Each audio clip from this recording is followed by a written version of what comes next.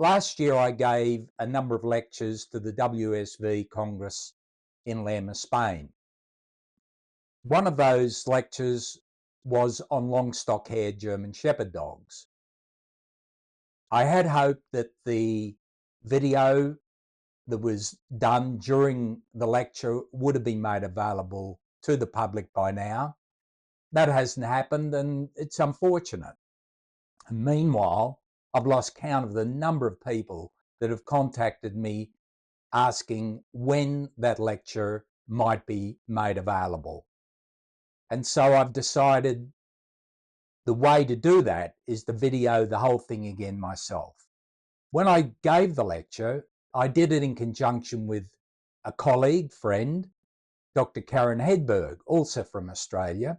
And Karen spoke about the genetics of long stock hair breeding, and particularly inter-variety breeding.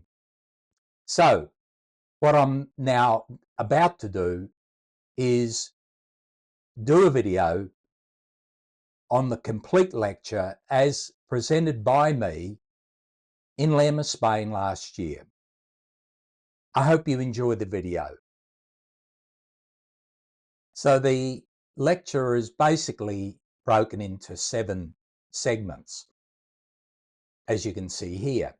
Evolution of variations in hair length and undercoat in domestic dogs, and I'm referring here to dogs in general, not just long stock hair. So it's where long stock hair came from originally in terms of evolution. 2, long stock hair in the German Shepherd dog. 3, SV breed standard description of hair types, stock coat and long coat. SV rules regarding inter-variety breeding. Some countries allow it, some don't. 5, variations in hair length, density and fibre construct in long stock hair. Long stock hair gene-linked and sex-linked characteristics. And finally, the genetics of long stock hair and inter-variety breeding from information and slides provided by Dr. Hedberg.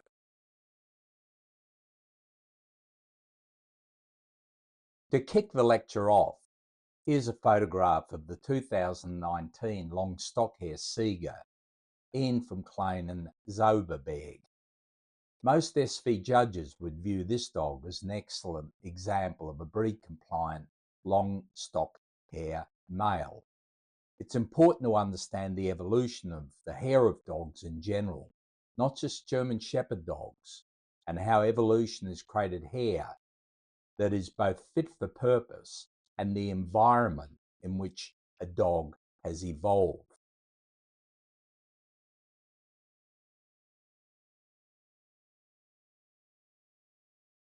What we see here are 3 coat hair types, and we can pretty well apply these coats to all breeds of dogs. They'll fall into one of these categories. And what you see here is a cross section through the hair. The bottom line is the skin, and then the coat coming out from that. Starting with dogs that evolved in extremely cold, icy environments, like Siberia. Dogs that develop in Arctic climates have an outer thick, dense coat with hairs standing straight out from the body. Their undercoat is very thick and super efficient as a heat preserver to allow the dog to withstand temperatures down to -50 degrees centigrade. The coat forms a shield around the dog, making the snow unable to get down to the dog's skin.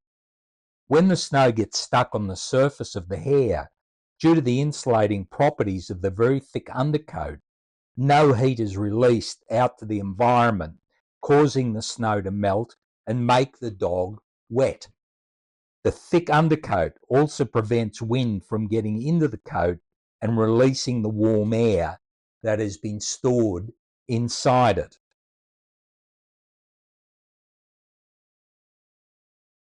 Next, we look at dogs that evolved in cold, wet environments. And we can see here a German Shepherd dog, obviously evolved in Germany. And on the right, you can see a cross section of the hair. And again, you can see doesn't stand out the way it did in the previous examples of Arctic dogs. It's a bit more compressed, but it's still quite dense. The coat here is able to withstand rain, snow, and sun radiation. The breeds that evolved in these regions were mainly used for herding and guarding livestock, and most of them lived outside with the livestock 24/7. Their coat consists of thick, coarse, long guard hairs that are close together and lay flat, following the body's contour. They have a thick undercoat, but not nearly as thick as the Arctic breeds. The thick, long outer guard hairs, by lying flat and close, prevent water from getting deeper into the coat. Water is transported away from the body by the hair shafts and fall down onto the sides of the dog. The hair on the neck, shoulders, and back are thicker for that reason. They act as an extra umbrella and as a shield against damage from predators that attack the sheep. When the wind blows hard, the outer hair moves and releases some of the heat trapped inside the coat. But the flat lay of the hair prevents the wind from getting deep into the coat, and the undercoat can still preserve a layer of warm air close to the skin, allowing the dog to withstand temperatures down to around minus 30 degrees centigrade.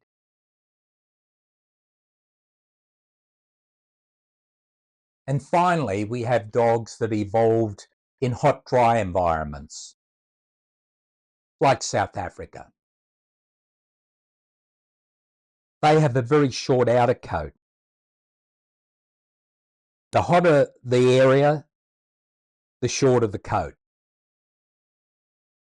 And these types of coat hair breeds feel the cold very easily. The shiny guard hairs reflect some of the sun's rays away from the surface, and minimal undercoat allows for wind to release the heat within the coat. There are also desert breeds such as the Saluki, where the coat is long, thin, and silky, and again reflects the sun's rays. The hair on the legs is very thin, and the coat on the stomach, under the chest, and the armpits is very thin to make the conduction of heat to the ground easier.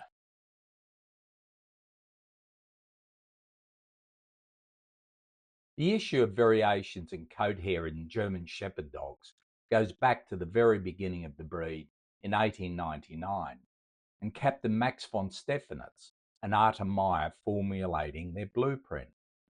For a lot of German Shepherd dog enthusiasts, the name Arthur Meyer wouldn't ring a bell, but in fact, he was very instrumental in assisting Captain von Stephanitz prepare the first German Shepherd dog breed standard, the breed's blueprint. There are two key points to keep in mind regarding long stock hair. Firstly, whilst the high and cold-wintered mountain region sheep herding dogs of West Württemberg and West Schwabia can be considered the primary long hair originating source, the variations in hair types, hair fibre structure, length, lay, and density that existed in the German sheep herding dogs across Germany was vast. The terminology used was confusing, often contradictory. And secondly, the understanding of the mode of inheritance of canine coat in the early 1900s was very limited and generally anecdotal.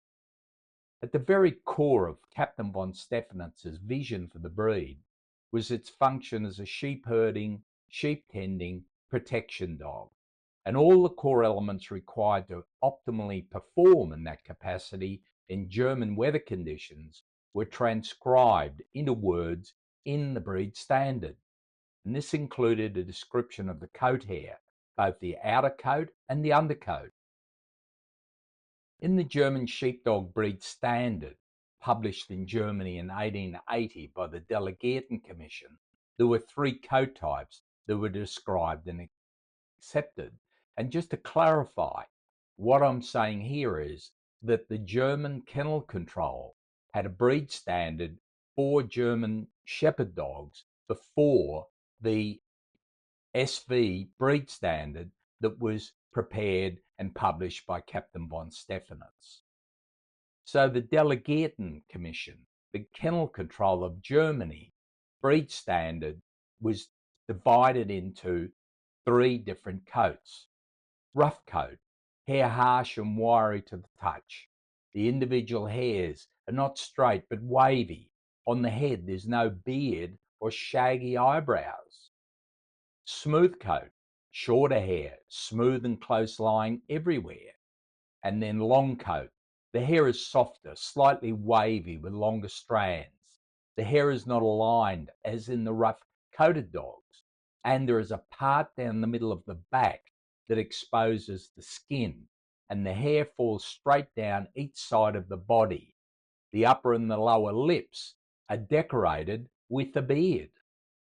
In 1895, the Book of Dog Breeds was published in Germany, and commentary by its author, Herr Ludwig Beckmann, stated that the 3 coat types stated in the 1880 standard were generally accepted.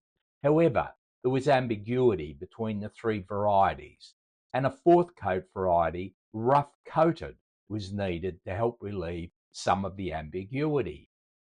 He also said the term long-coated variety should be changed to shaggy coated variety, and that the hair parting down the middle of the back of the shaggy and long coated variety should be declared to be either a breed characteristic or a breed fault.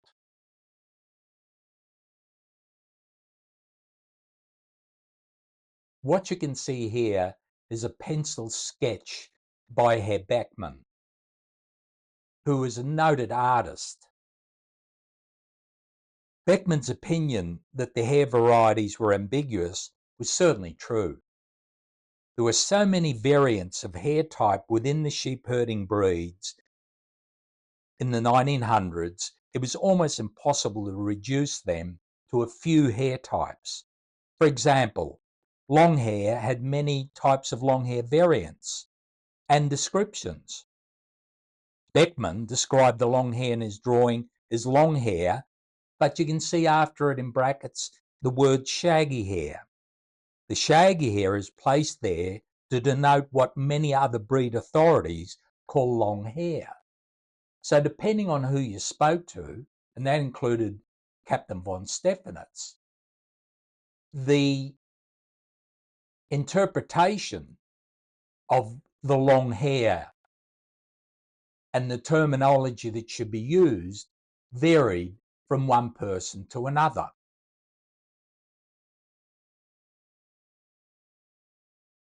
In September 1899, the first breed standard was published, stating there were 3 coat varieties: stock hair, wire hair, shaggy hair, and that all 3 varieties must have dense, close lying undercoat to which the sheepdog owes its weather resistance. So we're talking now about the first breed standard written by and published by the SV. In regard to the stock coat variety, it said, the outer coat must be as thick as possible. The individual hairs straight, harsh, and firmly lying, meaning hair lying flat and close together, not in any way open, thereby allowing the ingress of water. It went on to say, within the stock coated variety, there are numerous intermediate forms of hair. Remember, this is the first SV breed standard. There is hair that is too short and therefore faulty. and there is hair that is too long and acts as a dirt collector. It's soft in consistency and sometimes lacks undercoat. So in effect, Captain von Stephanitz viewed long stock hair and short stock hair under one hair type, stock hair. And when the stock hair was too short or too long, he considered it to be undesirable, unsuitable for a herding dog, and to be treated as a breed fault. The first SV breed standard, published in 1899, not only contained words of hair type description, but included photographs of dogs that demonstrated examples of the hair type so that people could understand rather than trying to interpret it from words. 3 types in all were described in the breed standard: stock hair, shaggy hair, and rough, wiry hair. There was no long stock hair variety. Long stock hair, just like short stock hair, was viewed as an undesirable, unsuitable for purpose length of stock hair. And the way in which dogs with this undesirable long hair were able to be bred from and included on the breed register, breed surveyed and exhibited at SV shows, was to cloak them with a penalising handicap. Photographic images in the breed standard were considered necessary by Captain von Stephanitz to ensure enthusiasts, particularly judges, were clear about the differences between the hair varieties and their usual composition when interpreting the breed standard's words, his words. What you see here are black and white photographs of a shaggy haired German Shepherd dog and a rough wire hair German Shepherd dog. Yes, both registered German Shepherd dogs in the first SV stud book, and then deleted from the breed standard in its revision in 1922, which left one type of acceptable coat.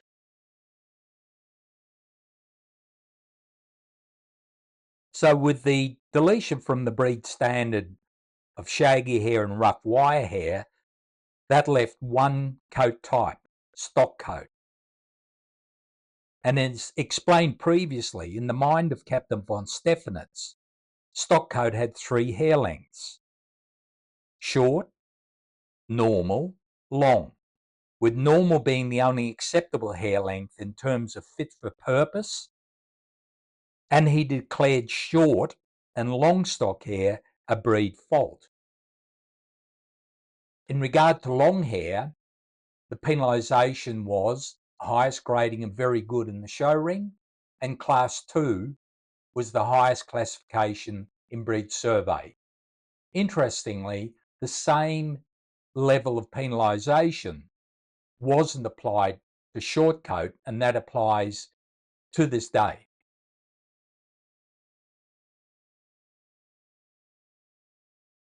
Just a brief mention of white shaggy coat, and this might come as a surprise to a lot of people, but in the 1900s, when von Stephanitz first started putting the breed together, one of the most popular coat types and colours in his region were white, shaggy, with and without pricked ears.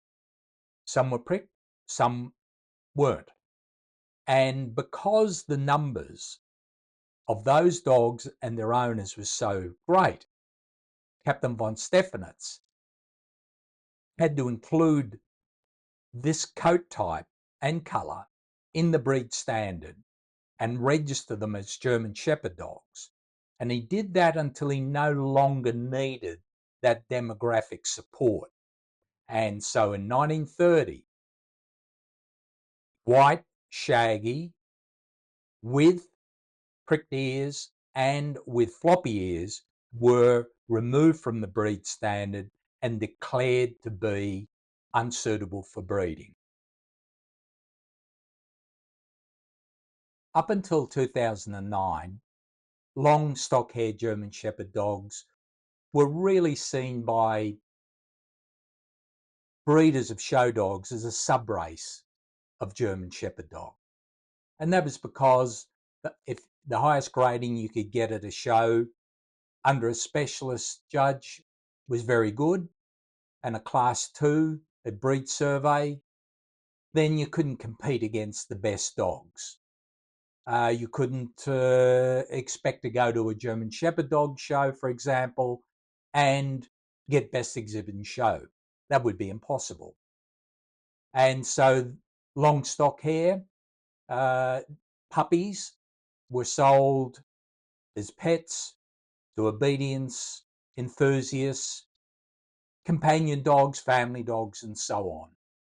And then in 2009, when Hans-Peter Rieker successfully put forward a motion to the SV that long stock hair should be accepted as a separate hair variety, the sole basis of his motion was to increase falling SV membership and registrations by effectively encouraging owners of long stock hair that were members of a popular German Shepherd long stock hair club to join the SV.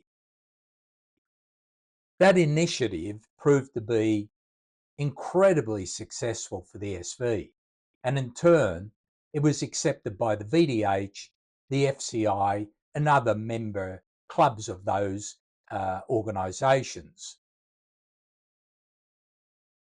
The proviso was that no intervariety breeding would be permitted. So now we'll talk about variations in long stock hair length, density, and their fibre construct. When we talk about long hair, the breed standard doesn't really define the length of the hair. And I suspect in time that is something that will have to be addressed. Because like stock coat can be too short, long coat can be too long. We tend to box things in the dog sport. For example, the hair is either short, as in stock hair, or it is long, as in long stock hair. But like most characteristics, there are variations within these parameters. In regard to long stock hair, I refer here to hair that is too long, too profuse, too dense. Given this, it is an oversimplification to refer to long stock hair in the context of the hair being long as opposed to short. In terms of the breed standard, hair that is too short, too long, or too profuse to reasonably comply with the breed standard's description of long stock hair needs to be quantified. In the breeding of dogs, there can be gene-linked characteristics. Some recognised, some not. And whilst the following traits, in my opinion, are likely to be gene-linked, there is no scientific evidence that supports my statement. And in that respect, I make the following remarks.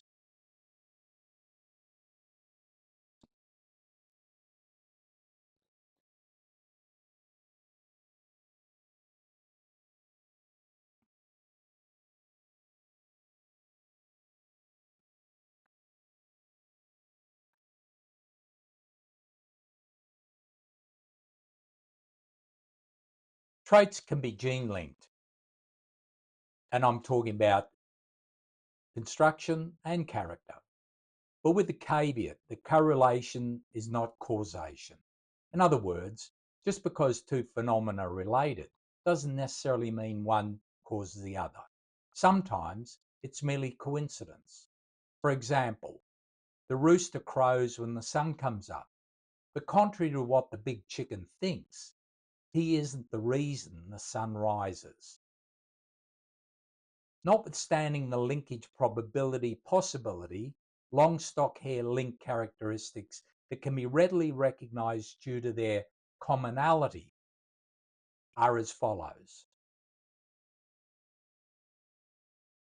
What we see here are weak pasterns. This is very common in long stock hair, and in my opinion, definitely gene-linked. This is the consequence of low angle pasterns.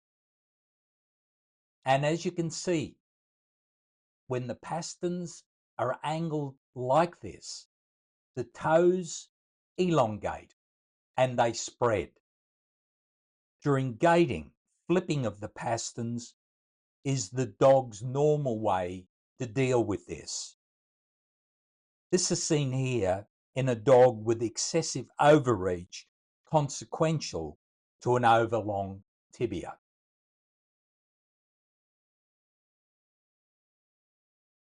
What you see here in part is associated with the previous slide with weak pasterns, but seen from the front. But there's a bit more going on here. So if you have a look at the distance between the elbows, it's very narrow between the chest. And when dogs have a narrow gap between the elbows like this, they turn the feet out, and that's done to support the weight of gravity coming down through the shoulder blade and into the forefoot. What you see in stand is what you also see when the dog's gaiting.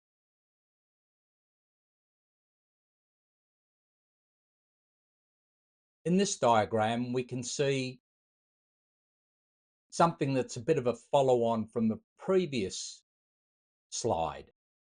On the left, we have a normal rib cage formation, good spring of rib. And with that is a straight fall line from the middle of the shoulder blades through the elbow joint, through the forearm, and through the middle of the feet. You can see a slight turning out of the feet. That's normal. It can be feet straight ahead. That's great. But a slight turnout, and I mean slight turnout, is absolutely normal. In the slide to the right, you can see here a narrow rib cage. And because of that, the elbows are very close together. When you look at the fall line from the scapula, it no longer follows a gravitational supporting column. It falls too far inside the shoulder joint, and it doesn't fall directly through the forearm. The other thing I'd point out here, you can see a slight curvature of the forearm. And in puppies that are decidedly narrow in the chest, this is what can happen. Then, as you can see, the feet are turned outward so that the center of the toes support the fall line. On the right, you see what happens with a dog that has a rib formation like the one on the left, and we call this paddling, a rotation of the wrists as the dog is coming toward you. This is highly energy inefficient.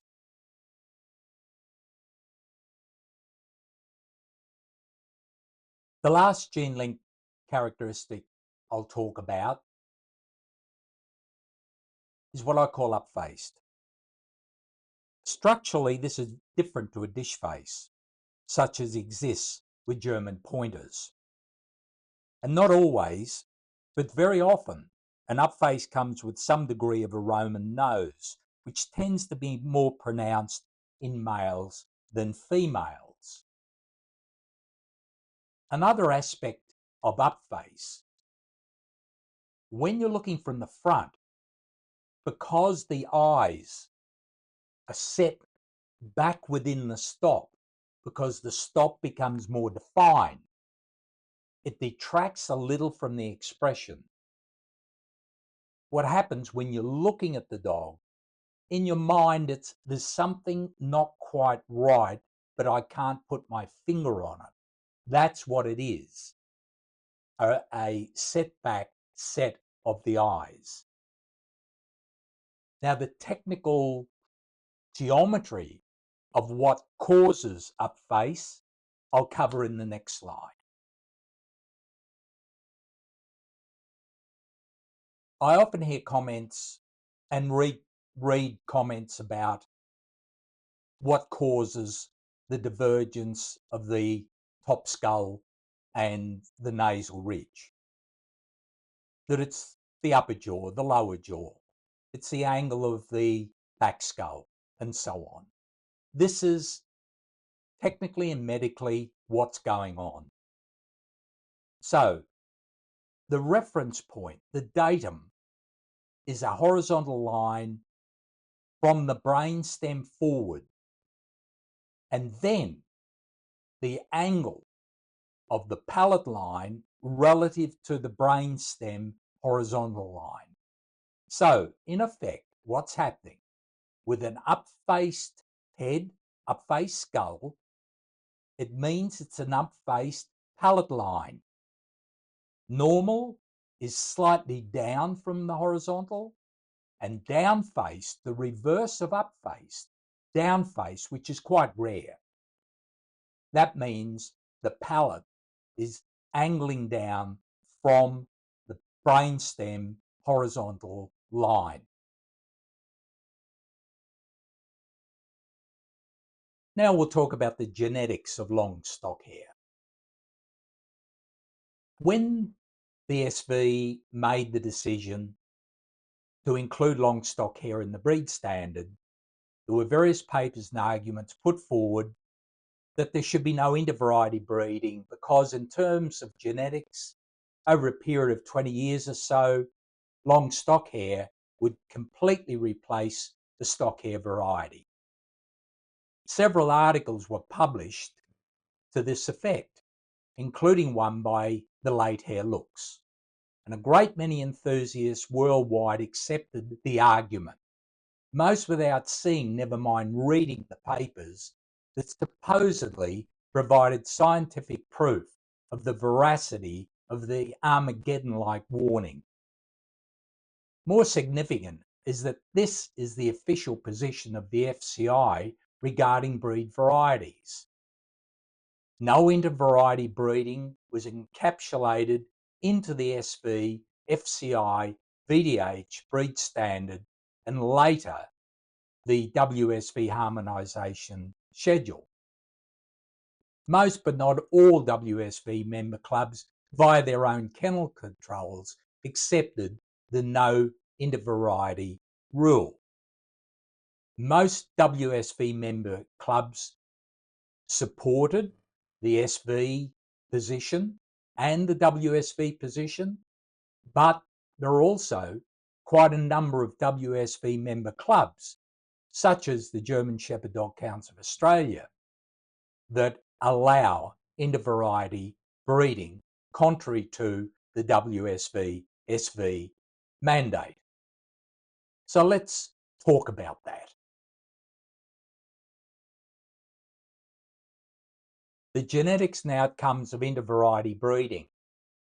I've always supported inter-variety coat breeding. And the reason I say that is there's a lot of anecdotal evidence that states the following. Long coat carriers have a thicker and denser coat than dogs who do not carry the long hair gene. I'll repeat that.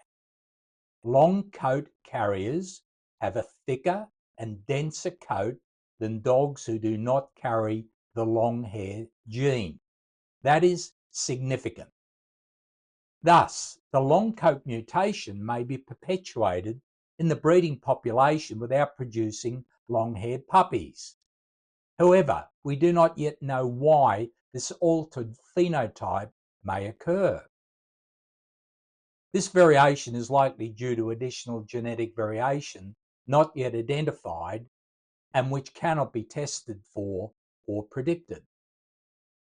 in relation to the Armageddon scenario, the scenario that said within 20 years, all stock coat German Shepherd dogs would disappear off planet Earth, that long stock hair animals would take over, dominate.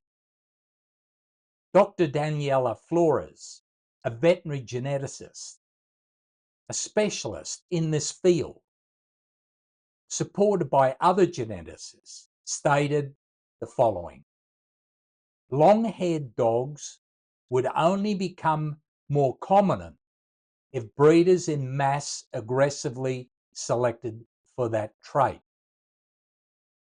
If you want to extend that a little further to the Armageddon proposal, what it would say is long-haired dogs would only take over completely if breeders en masse aggressively selected for the long hair trait. And that is simply not going to happen.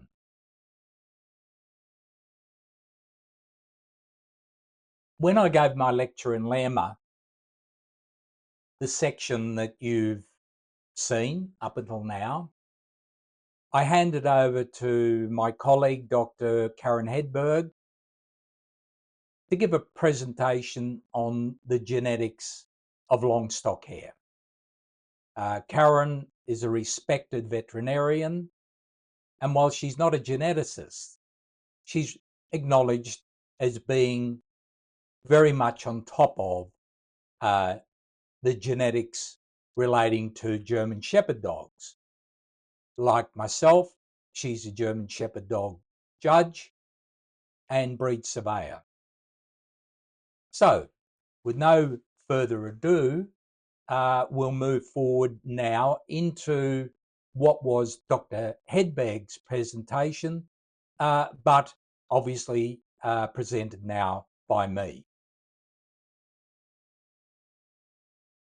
3 genetic types are possible with one allele inherited from each parent. Capital SS, double short coat gene, homozygous, dominant. Capital S, lowercase s, short coat, heterozygous, short coat. And lowercase ss, double long coat gene, homozygous, recessive. In all cases, with undercoat. The outcome from the 3 genetic types are as follows. Now we'll address the 3 outcomes. Homozygous short coat, capital SS. Capital SS to capital SS, all the puppies will be capital SS and homozygous short coats. Capital SS to capital S lowercase s, all the puppies will be short coats. 50% capital SS homozygous short coat and 50% capital S lowercase s heterozygous short coats. Capital SS to lowercase ss, all the puppies will be short coats. All capital S lowercase s heterozygous short coats. A homozygous short coat cannot throw a long coat. And I repeat, a homozygous short coat cannot throw a long coat.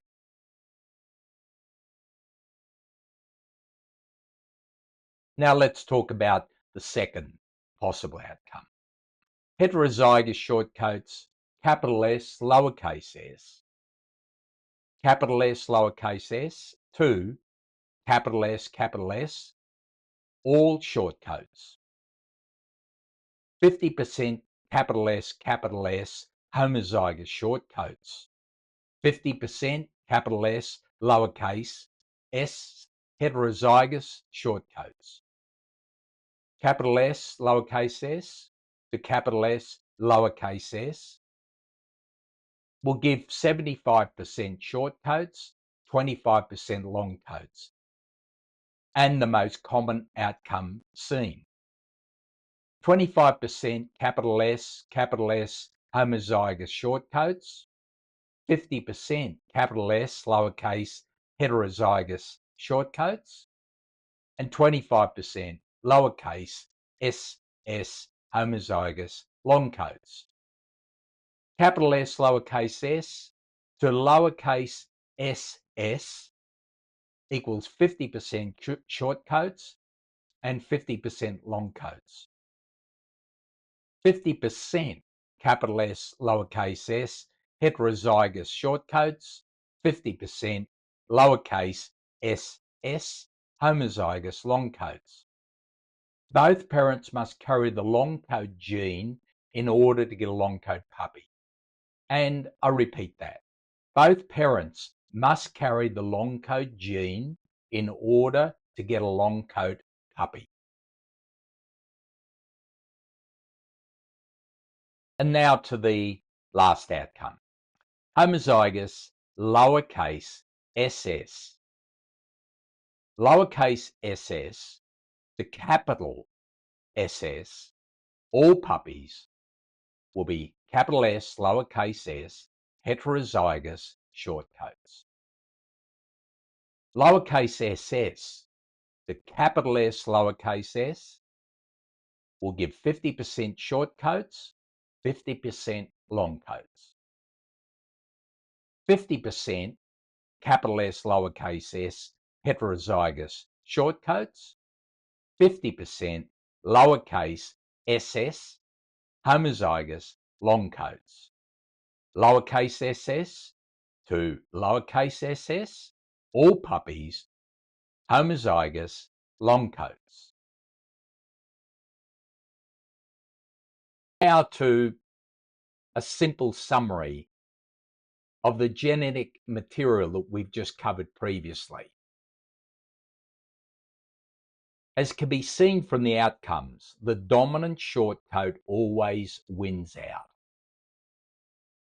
The percentage of long coats will rarely rise above 20 to 25% unless the long coat gene is selectively and aggressively bred for by breeders.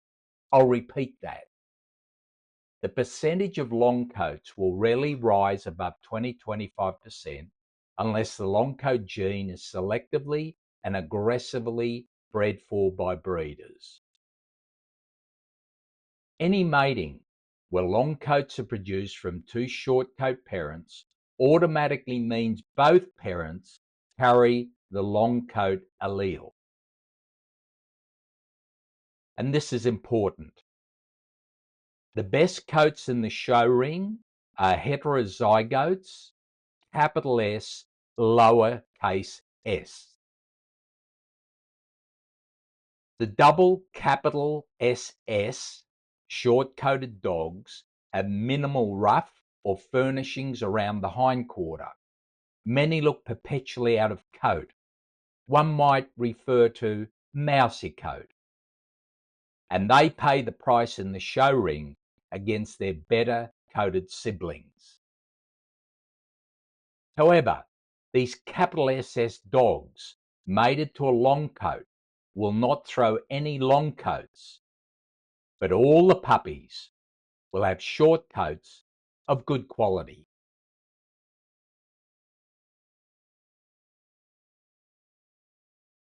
This slide and the following slide are statistics that Karen was able to get from the SV in Germany. And I believe it was quite difficult. So it was a wonderful thing that she could get these statistics because they're critical to the summary that will follow after this slide and the following slide. These statistics show short and long coat stats from 20 to 22 in Germany. And I'll just leave them here for a moment to let you look through them.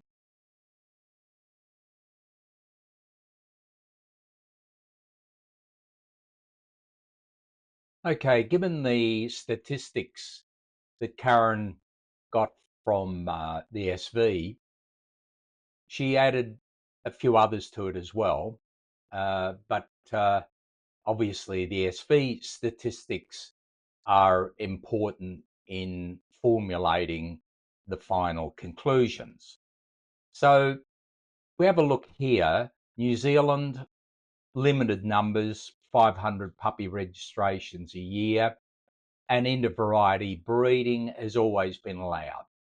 In 2014, there were 7.5% long coat registrations, 2017, 9.5%, and in 2021, 11% of all German Shepherd dog registrations in New Zealand were long coats.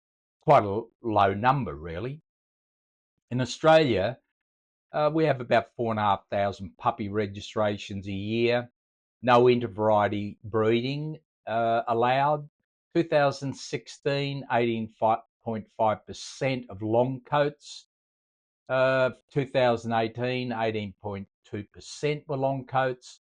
And in 2021, 21.5% of all registrations were long coats. In the UK, they have about 8,500 registrations a year, but there's no separate register, and unfortunately, Karen wasn't able to get any statistics from the UK. In Germany, 2020 year, there were a combined total of 9,200 odd puppy registrations, 5.5% long coat to long coat matings, 8.7% from stock coat to stock coat matings, gave a total of 14.2% of all puppy registrations in Germany were long coats. Quite a low percentage, actually. Germany, 2021, combined total of 9,600 puppy registrations, 6.8% long coat to long coat matings, 8.5% from stock coat to stock coat matings, gave a total of 15.3% total long coat registrations. In 2022, there were a combined total of 8,900 puppy registrations, 7.8% long coat to long coat matings, 7.6% from stock coat to stock coat matings, gave a total of 15.4% long coat registrations in total in Germany. The number of long coat puppies registered from stock coat matings steadily dropped from 1,235 in 2012 to 680 in 2022, a big drop. However, the combined total of long coat puppies being registered is staying relatively stable in Germany at around 1,200 to 1,400, and that applies over a period of 10 years. So interesting statistics from Germany, that's for sure. Dr. Hedberg concurred with me insofar as inter-variety breeding should be allowed. And the reason that she suggests that, and I support her suggestion, a ban on intervarietal breeding creates an artificial division of the breed. Long coat percentage vary from 10 to 22% of the breed, often resulting in numbers that are too limited to maintain a healthy population. Reduced access to dogs, particularly access to better hip and elbow size and or conformational size. There is also a relative lack of depth of numbers to develop reliable long coat breed statistics. In countries with smaller limited gene pools such as Australia, this is creating many issues and is certainly not in the best interests of the future health and welfare of the German Shepherd dog breed. This artificial division is primarily adversely affecting the long coat variety. I repeat, this artificial division is primarily adversely affecting the long coat German Shepherd dog variety. The predominant users of any intervarietal breeding would be long coat breeders trying to widen their gene pool to get better hip, elbow, and or conformational improvements. The percentage of long coat breeders using this would not be very high, 25 to maybe 30% max, and most likely only every 2 to 3 generations, just to keep the genetics and health factors minimized. The percentage of short coat breeders using long coated dogs would be minimal, probably less than 2%, most commonly to improve coats, double short coat bitches, or to pick up specific family traits or body type. So in summary, intervarietal breeding is essential for the future health of the German Shepherd dog breed, particularly with the limited long coat numbers in many countries. The long coat allele is essential for continued good quality coats in the short coat variety. I repeat, the long coat allele is essential for continued good quality coats in the short coat variety. By separating the varieties, there has been a gradual increase in the numbers of very short coats seen in the ring in Australia, what you would call mousy coats. This is an artificial barrier that has not assisted the breed. If kept in place, the adverse effects will continue to multiply. The German Shepherd dog is a wonderful breed that needs to have as open a gene pool as possible to ensure an ongoing future of good health and welfare for the whole breed. The length of the coat should not limit any German Shepherd dog from having a healthy genetic future.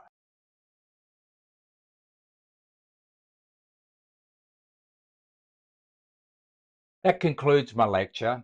I hope you found it interesting.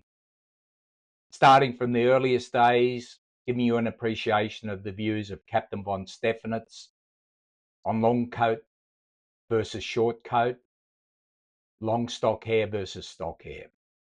His opinion was really based on the most appropriate coat for a sheep herding dog, a dog working in all sorts of weather conditions, and particularly working in wet, cold weather, often with snow, and the impact that might have on the dog when working out in the field 7 days a week in every condition imaginable. He concluded that the long stock hair coat was not conducive to the high efficiency required by a herding dog. And as you saw in those early days, it wasn't just long coat as we now see it. There were many varieties of long coat, often referred to as shaggy coat. Some coats had no undercoat, long silky hair with a part down the middle of the back. Other long coats were not just long and shaggy, but curly. But regardless, his opinion was that when the coat was long, shaggy, and certainly if it was open, it would not be conducive to a dog working out in the field in what I say could be terrible conditions. However, times have changed. We're no longer in 1900, we're in 2024. Interests have changed, that's for sure. German Shepherd dogs are no longer predominantly herding dogs. Today, 95% of all German Shepherd dogs, we believe, are sold as family pets. The decision by the SV to incorporate the long stock hair into the breed standard, a decision that was accepted and embraced by the FCI, the VDH, and all their associated members, means that we are obligated to do the right thing by the breed, by long stock hair German Shepherd dogs. The basis of my view and the view of Dr. Hedberg is that inter-variety breeding should be allowed and indeed encouraged. And we say that because, in our opinion, it is in the best interest of not only the long coat variety, but as you saw, as a breed. Thank you for taking the time to watch my lecture and the information contributed to my lecture by Dr. Hedberg. All the information presented in this lecture, plus additional material, is available in the long stock hair chapter of my book, The Definitive German Shepherd Dog. Thank you again for watching, and I trust that you found what I presented to be of interest and of value. Thank you.